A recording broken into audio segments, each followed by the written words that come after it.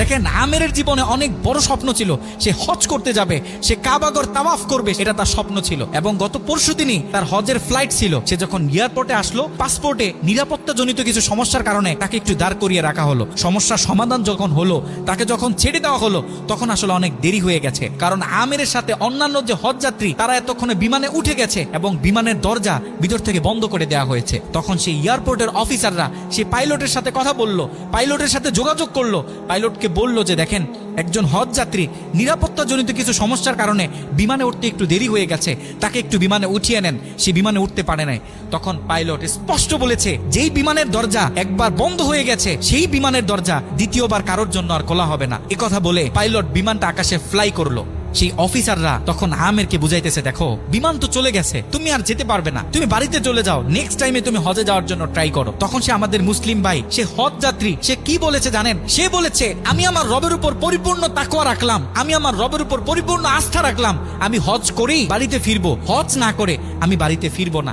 কথা বলে সে এয়ারপোর্টে দাঁড়িয়ে রইল। ঠিক কতক্ষণ পর সেই বিমান থেকে এয়ারপোর্টে মেসেজ করা হলো যে বিমানের ভিতরে যান্ত্রিক সমস্যা দেখা গিয়েছে, খুব ইমার্জেন্সি বিমানটা সেই এয়ারপোর্টে ল্যান্ড করতে হবে। বিমানটা যখন এয়ারপোর্টে ল্যান্ড করা হলো, যান্ত্রিক যে ত্রুটি, এই ত্রুটিগুলো যখন সমস্যা সমাধান করা হচ্ছে, তখন সেই অফিসাররা সেই পাইলটের সাথে কথা বলেছে যে দেখেন, কোনোভাবে এই যাত্রীটা একটু নেওয়া যায় কিনা। সে তো হজ করার উদ্দেশ্যে বাড়ি থেকে বের হয়েছে, সে তো বাড়িতে যেতে চাচ্ছে না, হজ না করে তাকে একটু নিয়ে নেন।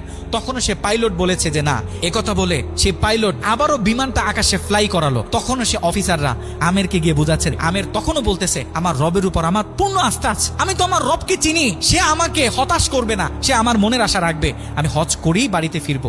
কথা যখন বলতেছে, এর ঠিক কিছুক্ষণ পরে আবারও সেই বিমান এয়ারপোর্টে মেসেজ করলো যে বিমানের ভিতরে এখন আগের চেয়ে বেশি কিছু যান্ত্রিক ত্রুটি দেখা গিয়েছে, বিমানটা আকাশে ফ্লাই করতেছে না, বিমানটা এমার্জেন্সি আবার এয়ারপোর্টে ল্যান্ড করতে হবে। বিমানটা যখন এয়ারপোর্টে ল্যান্ড করলো, তখন সে পাইলট নিজে বিমান থেকে নেমে সে অফিসারদেরকে বলতেছে, সেই হজ যাত্রী কই, যাকে ছাড়া আমরা মক্কার উদ্দেশ্যে রওনা দিলাম, তাকে আমার হাতে তুলে দেন। আমি যতটুকু বুঝতেছি, তাকে ছাড়া এই বিমান যতবারই আমরা আকাশে ফ্লাই করব, মক্কার উদ্দেশ্যে রওনা হব, আমার মনে হয় না যে এই বিমান স্বাভাবিকভাবে মক্কাতে গিয়ে পৌঁছাবে। তখন সে পাইলট সে আমেরের হাত ধরে নিজে নিয়ে সে বিমানের ভিতরে বসিয়ে দিল।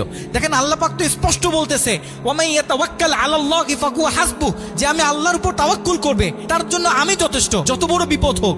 যখন আপনি আল্লাহর উপর তাওয়াক্কুল করবেন, তখন আল্লাহ পাকের পক্ষ থেকে আপনার উপর যে বারাকা, যে ব্লেসিং গুলো আছে, এগুলো তখন আল্লাহ পাক বাড়িয়ে দিবে।